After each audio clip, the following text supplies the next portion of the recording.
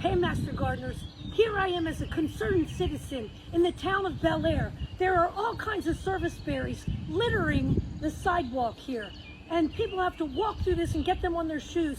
So I'm doing my part as a faithful citizen, collecting service berries and eating them before the birds get to them. I'm at location very close to the Bel Air Farmers Market. The Aegis building is right next to me, and throughout the town of Bel Air, they've planted these wonderful native trees, which are called serviceberry. Lots of common names for these trees, but it's a highly recommended tree if you're interested in putting in natives in your yard. One of the reasons it's beneficial is the birds love to eat the berries, and so do I. Even over, if you travel around town to the local farm store, they're planted all along there. Throughout the town of Bel Air, they're planted as a wonderful little street tree. And they grow probably up to 40 feet tall at the very max, but most of the time not that tall. 3 seasons of ornamental interest. You get the berries during the spring months. In the fall, you get a beautiful yellow-orange fall color. And also the bark is considered decorative. So you get multiple seasons of interest. And they're pretty adaptable. One of the names, there's many species of them. I jotted them all down here. 1, 2, 3. There's about 7 or 8 native species in Maryland. This is most likely, probably, it could be Arborea serviceberry. Its genus name is Amelanchier. So look them up when you go to the nursery. We have multi-stemmed ones like Amelanchier canadensis, which tends to be multi-trunked, whereas this one tends to be single-trunked. So if you want the tree form, buy it in the tree form in its young age. All of them give you the berries, and the one thing is you're going to have to compete with the birds, because some years I've come through here and the birds have eaten them all off, but because it's cicada year, there's not as many birds eating them because they're so busy eating all of our cicadas. So come on, let's take a look at this beautiful little tree from a distance. Highly recommended for your yard for naturalized plantings. So I'm going to back up first so you can see the size of it. So there's my little sign. There you get a full view. This one's probably 15 feet tall. And another one of the ornamental characteristics is the bark itself.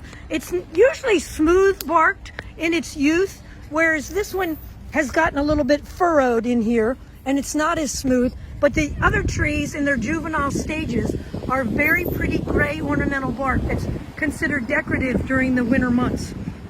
And let me show you the berries. They do get diseases, but the benefit of Amelanchier is it's not subjected to as many of the diseases that we find on a lot of our rosaceae plants. But look at those berries. Oh my golly, they're so easy to pick. You just grab these bundles and give it a yank, and there they are. I'm gonna eat these. So it's wonderful. Now here's the disease. Here's the disease on it. Hold still, there's a little gentle breeze on this cool morning. As you can see, this is a rust. It's not coming in focus. This is a rust disorder that gets on some of them. So we see that. Here it is again up here on this one. But this little monster is loaded with berries. Can you see the size of them? See how large they are? You just grab them and pull them off.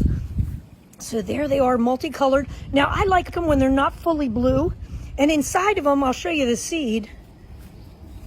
There's another one right there. There's another tree right there, another small one. There's actually 5 of them all along here, just littering the sidewalk with seeds. So here are your seeds. And for a frame of reference, so you don't have to look at my berry-stained hands, there's your berries, that are the seeds that are inside. So they're used for pie making. And did you know why they're called service berries?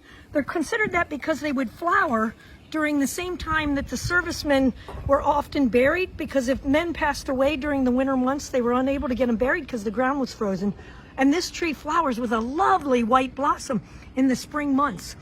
And that's another reason I didn't even list for multiple seasons of ornamental interest, is the wonderful berries on it. But serviceberry, Juneberry, what are some other ones? Shadblow, because they tend to have berries, or they tend to flower when the shad are running.